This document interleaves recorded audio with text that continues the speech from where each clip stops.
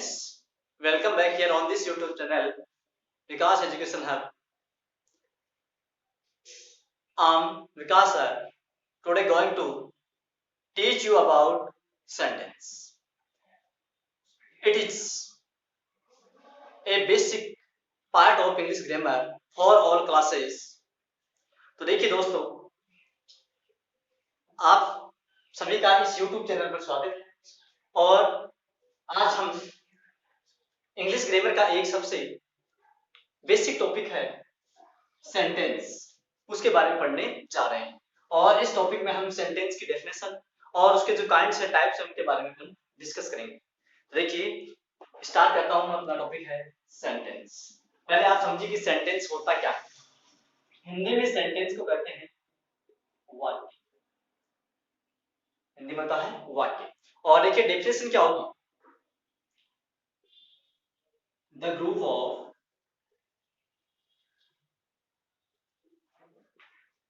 words which gives complete sense, which gives complete sense। तो definition क्या हो गई, the group of words which gives complete sense, यानी the group of word क्या हो गया, शब्दों का समूह है। समूह बनेगा किसका, शब्दों का। which जो gives देता है कंप्लीट सेंस यानी पूर्ण अर्थ। शब्दों का एक ऐसा समूह है जो अपना पूर्ण अर्थ देता हो, उसे अपन क्या कहते हैं, सेंटेंस कहते हैं। तो the group of words which gives complete sense called sentence. अब देखिए ये तो बात हुई सेंटेंस। अब आगे बात करते हैं इसके काइंड्स की, यानी काइंड्स ऑफ इसके प्रकार, टाइप्स और kinds of sentence. Kinds of A sentences, यानी सेंटेंस के अपने पास में कौन कौन से काइंड्स होते हैं। There are 5 kinds of sentences according to its use, यानी इसके उपयोग के आधार पर हम सेंटेंस के 5 काइंड्स पढ़ सकते हैं। कितने 5 काइंड्स है। देखिए first assertive sentence,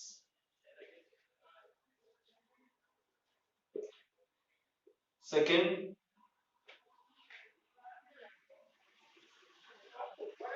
interrogative sentences, third होगा imperative sentences, फोर्थ होगा optative sentence और अपना लास्ट होगा exclamatory sentence।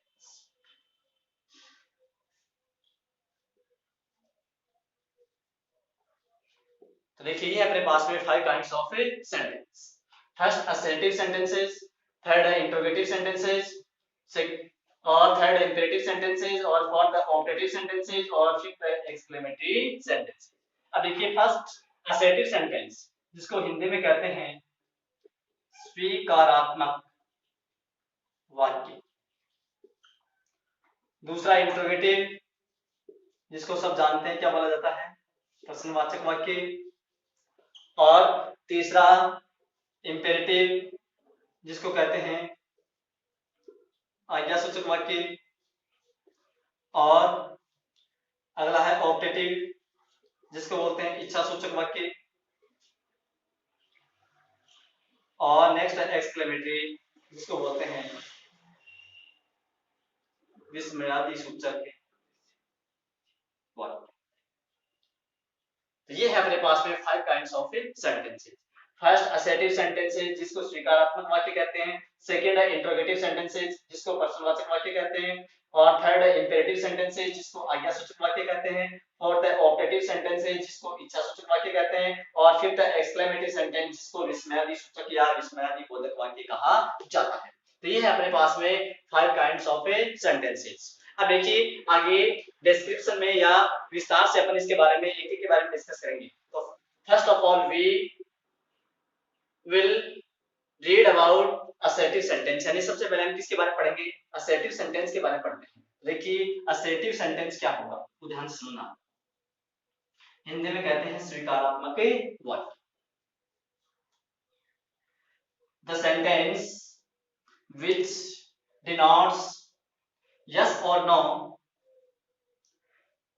type of sentence known as assertive sentence, यानी ऐसा सेंटेंस जो अपने को यस और नो के बारे में जानकारी देता हो, वो क्या कहलाएगा अपने पास में? Assertive sentence. अब देखिए असर्टिव सेंटेंस में मैंने यहाँ दो वर्ड बोले हैं, एक बोला है यस और दूसरा बोला है नो। देखिए जो आपके पास में यस वाला होगा वो उसे कहेंगे अपन अफर्मेटिव सेंटेंस, और जो नो टाइप में होगा उसको बोलेंगे नेगेटिव सेंटेंस। एक हो जाएगा अफर्मेटिव सेंटेंस और दूसरा हो जाएगा नेगेटिव सेंटेंस। अब आप देखिए असर्टिव सेंटेंस में पहला अफर्मेटिव और दूसरा नेगेटिव सेंटेंस। अफर्मेटिव सेंटेंस की आपको स्ट्रक्चर बता रहा हूं कैसे बनती है। कोई भी अफर्मेटिव सेंटेंस होता है उसमें स्टार्ट में आता है सब्जेक्ट, उसके बाद में आती है कोई हेल्पिंग वर्ब, उसके बाद में मैन वर्ब, मैन वर्ब के बाद में ऑब्जेक्ट, और ऑब्जेक्ट के बाद में क्या आता है रिमेन सेंटेंस। यानी ये अपने पास में फर्स्ट है ए, तो यहाँ भी स्ट्रक्चर में ए लिख दिया। एक चीज स्ट्रक्चर ये बनेगा अपने पास में सब्जेक्ट आएगा, उसके बाद में हेल्पिंग वर्ब, उसके बाद में मैन वर्ब, उसके बाद में ऑब्जेक्ट, उसके बाद में रिमेन सेंटेंस। और आपके पास में बी होगा, उसके स्ट्रक्चर में सब्जेक्ट आएगा, उसके बाद में हेल्पिंग वर्ब आएगी, उसके बाद में देखिए नेगेटिव सेंटेंस में आप क्या करोगे, सब्जेक्ट और हेल्पिंग वर्ब के बाद में नंबर 3 पे क्या पुट कर दोगे नॉट, उसके बाद में आएगी आपके पास में मैन वर्ब, उसके बाद में आएगा ऑब्जेक्ट, और उसके बाद में आ जाएगा रिमेन सेंटेंस। देखिए ये दो स्ट्रक्चर हो गए अपने पास में, अफर्मेटिव की subject plus helping verb plus main verb plus object plus remain sentence, और नेगेटिव की हो जाएगी subject plus helping verb plus not plus main verb plus object plus remain sentence. तो ये हो गई अपने पास में असर्टिव सेंटेंस। अब आप देखिए आप इनके एग्जांपल भी दे सकते हो। एग्जांपल की बात की जाए, you are studying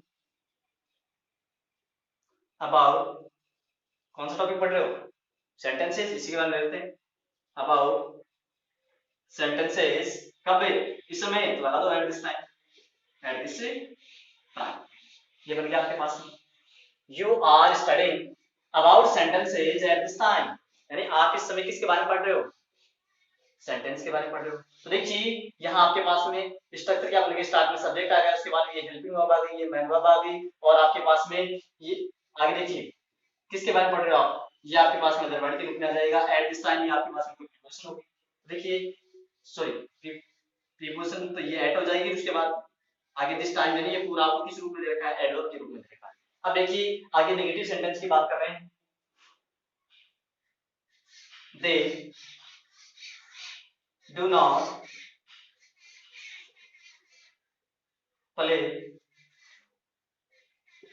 cricket, they वे रोजाना क्रिकेट नहीं खेलते हैं। तो देखिए ये अपने पास में क्या रहेगा, नेगेटिव सेंटेंस का एग्जांपल। क्यों? स्टार्ट में सब्जेक्ट आ गया, उसके बाद क्या है हेल्पिंग वर्ब, हेल्पिंग वर्ब के बाद क्या आ गया नॉट, और फिर पहले आ गया आपके मैन वर्ब के रूप में, ऑब्जेक्ट के रूप में क्रिकेट आ जाएगा, आगे आपके पास में एडवर्ब के रूप में क्या जाएगा, पहले आ जाएगा। तो ये हुआ अपना एक असर्टिव सेंटेंस, जिसमें मैंने फर्स्ट पढ़ा अफर्मेटिव सेंटेंस, सेकंड पढ़ा नेगेटिव सेंटेंस। ये तो बात है किसकी अपने पास में, असर्टिव सेंटेंस की। अब देखिए आगे अपन डिस्कस करना चाहे करेंगे किसके बारे में, इंटरोगेटिव सेंटेंस के बारे में। साथ साथ लिखते रहो, स्क्रीनशॉट ले वो भी ले लीजिए आप, तो आपको लिखने में कोई प्रॉब्लम ना हो, इसलिए जब भी मैं एक्सप्लेन कर रहा हूँ एक तरफ आप सुनते जाना, दूसरी तरफ आप उसको नोट भी करते जाना ताकि दिक्कत ना हो। अब देखिए आगे तो सेंटेंस का सेकंड काइंड है जिसको इंटरोगेटिव सेंटेंस कहते हैं, उसके बारे में डिस्कस कर रहे हैं।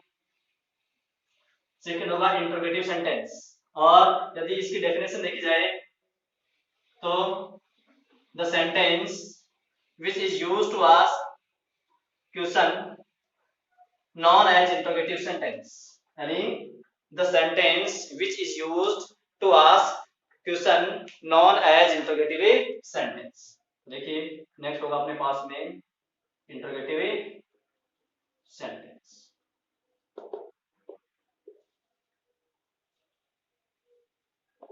देखिए यानी जिसका यूज क्या पूछने के लिए किया जाता हो, कोई क्वेश्चन पूछने के लिए किया जाता हो वो क्या कहलाएगा, इंटरोगेटिव सेंटेंस कहलाता है। अब आप देखिए इंटरोगेटिव सेंटेंस में अपने पास में दो टाइप आते हैं, एक आता है हेल्पिंग वर्ब से और एक आता है डब्ल्यूएच वर्ड से। ये किससे पूछता है, डब्ल्यूएच वर्ड से। यानी ये आपका इंटरोगेटिव सेंटेंस में दो टाइप से पुटअप किया जाता है, एक आता है हेल्पिंग वर्ब में और दूसरा किस में आता है, डब्ल्यूएच वर्ड। देखिए हेल्पिंग वर्ब वाले की स्ट्रक्चर बता रहा हूं आपको, यहाँ स्टार्ट में हेल्पिंग वर्ब आएगी, उसके बाद में सब्जेक्ट आएगा, उसके बाद में कोई मैन वर्ब होगी, उसके बाद में ऑब्जेक्ट होगा, उसके बाद में रिमेन सेंटेंस होगा, लास्ट में साइन ऑफ इंटरोगेशन। यहाँ नोट लगा के एक बात बता रहा हूं आपको, ध्यान रखना हमेशा, कोई भी सेंटेंस जब तक इंटरोगेटिव नहीं माना जाएगा, लास्ट में क्या नहीं लगा उसके, इंटरोगेटिव, यानी साइन ऑफ इंटरोगेशन नहीं लगा हो, तब तक उस सेंटेंस को अपन इंटरोगेटिव नहीं बोल सकते। तो देखिए स्टार्ट में हेल्पिंग वर्ब होगा, उसके बाद सब्जेक्ट होगा, फिर मैन वर्ब होगा, ऑब्जेक्ट होगा, रिमेन सेंटेंस होगा और लास्ट में क्या रहेगा, साइन ऑफ इंटरोगेशन। और डब्ल्यूएच वर्ड वाले की स्ट्रक्चर क्या होगी, उसी स्ट्रक्चर में आपको क्या करना है, स्टार्ट में डब्ल्यूएच वर्ड जोड़ दीजिए, ये डब्ल्यूएच वर्ड वाला बन जाएगा। तो स्टार्ट में डब्ल्यूएच वर्ड आ जाएगा, उसके बाद कोई हेल्पिंग वर्ब आएगी और उसके बाद में आएगा सब्जेक्ट, सब्जेक्ट के बाद में आएगा कोई मैन वर्ब और मैन वर्ब के बाद में आएगा ये ऑब्जेक्ट, ऑब्जेक्ट के बाद में आपके पास रिमेन सेंटेंस रहेगा, लास्ट में साइन ऑफ इंटरोगेशन। तो ये हुआ आपके पास में इंटरोगेटिव सेंटेंस। यानी there are two kinds of interrogative sentence, first starting with helping verb और सेकंड हो जाएगा स्टार्टिंग विद डब्ल्यूएच वर्ब। जो हेल्पिंग वर्ब से स्टार्ट होता है उसकी स्ट्रक्चर होती है helping verb, subject plus main verb plus object plus remain sentence, last में क्या जाएगा, साइन ऑफ इंटरोगेशन। ऐसे ही डब्ल्यूएच वर्ड से जो स्टार्ट होगा उसकी स्ट्रक्चर क्या रहेगी आपके पास में, स्टार्ट में डब्ल्यूएच वर्ड, उसके बाद में हेल्पिंग वर्ब, फिर सब्जेक्ट, फिर man verb, object, remain sentence और साइन ऑफ इंटरोगेशन। अब आप देखिए इनके एग्जांपल की बात कर लेते हैं। एग्जांपल लिख रहा हूं, for example, are you a student, और एग्जांपल देखिए, do he, do they know me. अब देखिए और इधर डब्ल्यूएच वर्ड के एग्जांपल आपको भी ले सकते हो। फॉर एग्जांपल कोई आपसे पूछ ले कि आप इस समय क्या कर रहे हो या आज क्या कर रहे हो, तो आप लिख दोगे what are you doing today, आज आप क्या कर रहे हो। और एग्जांपल देखिए,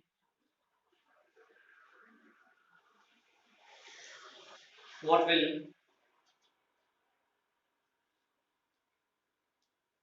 will happen with us in lockdown period, इन हमारे साथ में लॉकडाउन पीरियड में क्या हुआ। ऐसे आप एग्जांपल आ सकते हैं आपके पास से जुड़ने के, आप वर्ड से लो, कोई वाई से भी ले सकते हो, आप वाई से ले सकते हो, बहन से ले सकते हो, बहन से ले सकते हो।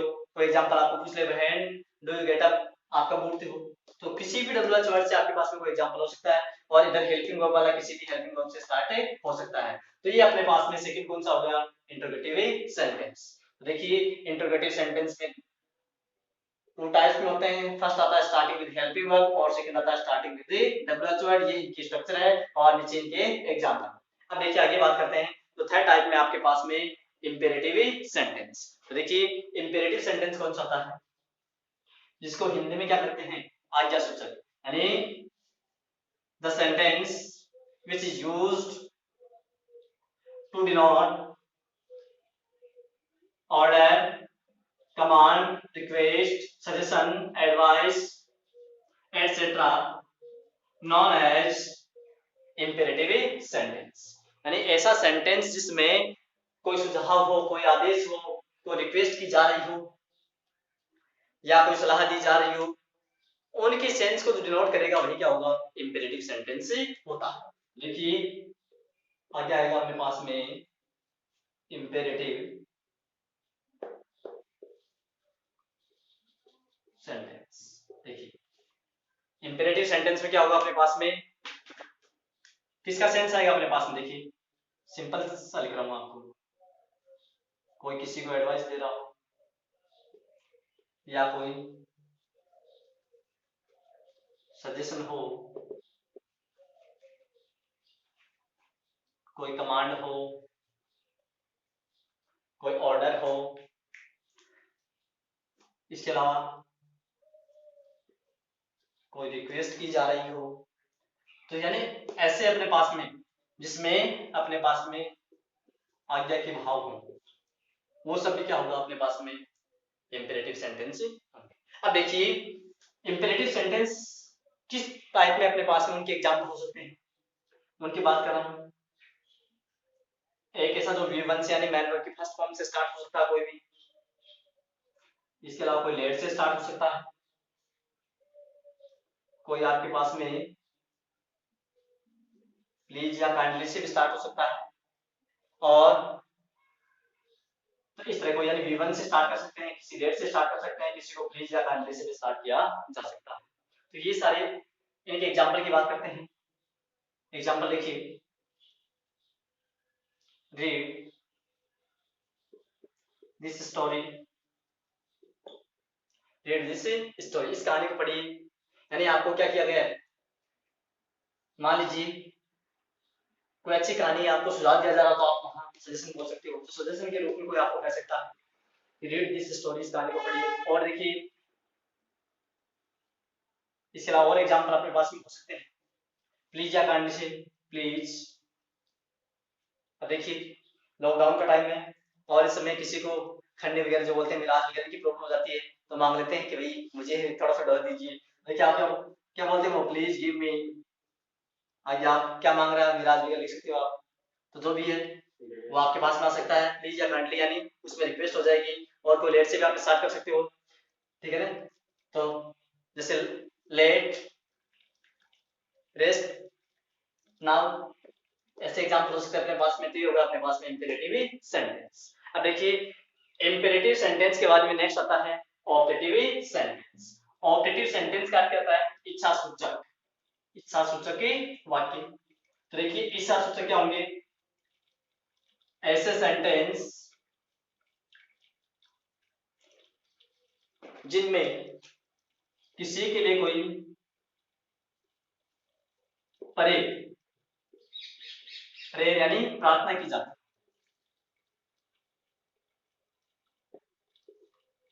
कोई प्रेयर की जाती हो, कोई विश किया जाता हो किसी को, कोई ब्लेसिंग यानी आशीर्वाद दिया जाता हो, तो ये सब होंगे वही। उन इन सब का जो सेंस देगा वही क्या होगा आपके पास में ऑब्जेक्टिव सेंटेंस होता है। अब देखिए ऑब्जेक्टिव सेंटेंस में आपके पास बताया मैंने कौन कौन से, किसी के लिए कोई विश की जा सकती है, किसी को ब्लेस किया जा सकता है, उसको आशीर्वाद दिया जा सकता है, ब्लेसिंग बोल सकते हो आप। इसके अलावा किसी के लिए प्रेयर की जा सकती है। तो ये सारे एग्जांपल होते हैं। और लगभग इस प्रकार के जो सेंटेंस होते हैं, ऑब्जेक्टिव सेंटेंस होते हैं, वो अपने पास में किससे स्टार्ट होते हैं, में से। किससे, में से, यानी जो मैं अपने पास में एक मॉडल वर्ब होती है, सॉरी, यानी इसको अपन किससे स्टार्ट कर सकते हैं, में से स्टार्ट किया जा सकता है। अब देखिए for example may God bless you, यानी भगवान आपको आशीर्वाद दे, भगवान आप पर कृपा करे। और देखिए और ऐसे एग्जांपल हो सकते हैं। और इस प्रकार के कुछ परिस्थितियां ऐसी बन जाती हैं जिनमें इनके एग्जांपल्स होते हैं अपने पास में, वो किस में दिए होते हैं, कोई V1 से भी स्टार्ट हो सकता है, उसमें भी अपन उस सेंटेंस का सेंस दे करके, वहां की कंडीशन या हालत दे करके अपन गेस कर सकते हैं, अनुमान लगा सकते हैं कि वो कौन सा सेंटेंस अपने पास में कोई ऑब्जेक्टिव सेंटेंस है। और मे यू लिव लॉन्ग, ये उसके लिए कामना की जा रही है कि भगवान करे कि आपकी आयु क्या हो, लंबी हो। अब देखिए किसी को कर्ज जिसको अभिशाप बोलते हैं वो भी दिया जा सकता है। For example may he die soon, यानी भगवान करे कि वो जल्दी मर जाए। तो यहाँ देखो मे का अर्थ ये निकलता है कि भगवान करे, उस सेंस में अपन क्या यूज करते हैं, मे को यूज किया जाता है। देखिए ये अपने पास में हो गया ऑब्जेक्टिव सेंटेंस। देखिए ऑब्जेक्टिव सेंटेंस में विश, ब्लेसिंग, प्रेयर, इन सब के आपके पास में क्या आते हैं, सेंस आते हैं, और ये अपने इस तरह से इसके एग्जांपल ले सकते हैं। अब देखिए अपना लास्ट वाला है एक्सक्लेमेटरी सेंटेंस, जिसको हिंदी में कहते हैं यानी विस्मयादि बोधक वाक्य या विस्मयादि सूचक वाक्य भी कहा जाता है। और देखिए इस प्रकार के सेंटेंस होते हैं उनमें जो विचार होते हैं वो पहले से मन में नहीं होते हैं, बल्कि अचानक स्थिति के अनुसार, हालात के अनुसार मन में अचानक कोई फीलिंग्स होती है या कोई माइंड में थिंकिंग आती है, उसी के अकॉर्डिंग अपने ये आते हैं। तो देखिए एक्सक्लेमेटरी सेंटेंस,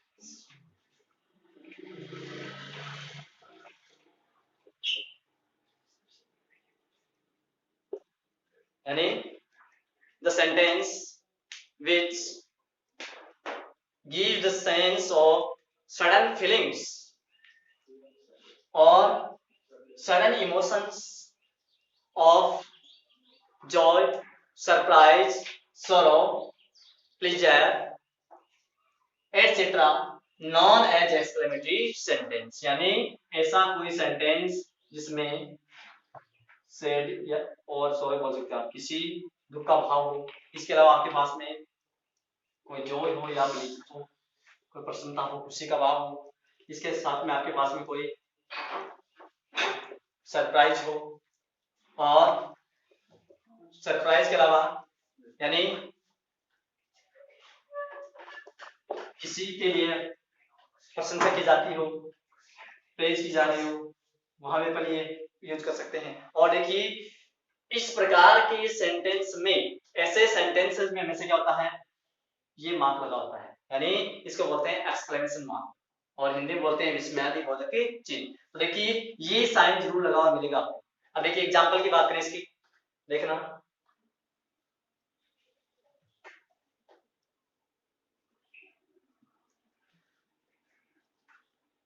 अल्लाह he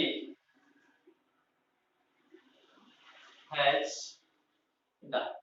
देखिए अल्लाह कौन से सेंस में काम में लेते हैं, कोई सोरो या सैड का सेंस हो, वहां पर अल्लाह काम में लेते हैं।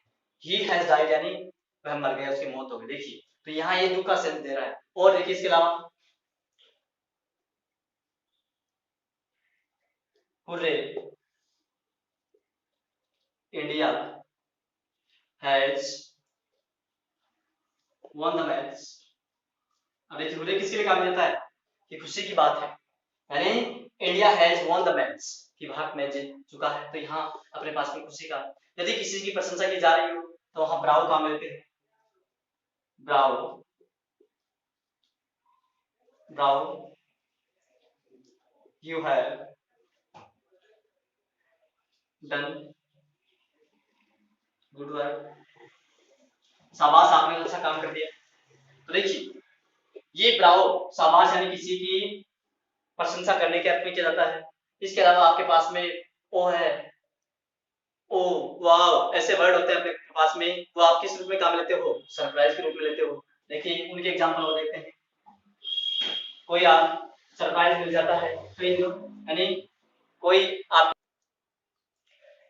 अब देखिए एक्सक्लेमेटरी सेंटेंस में यदि अपने पास में कोई सरप्राइज हो तो अपन वर्ड कौन सा काम लेते हैं, वाव, ओ, ओ, ओ, ऐसे वर्ड हैं, इनको भी अपन यूज करते हैं।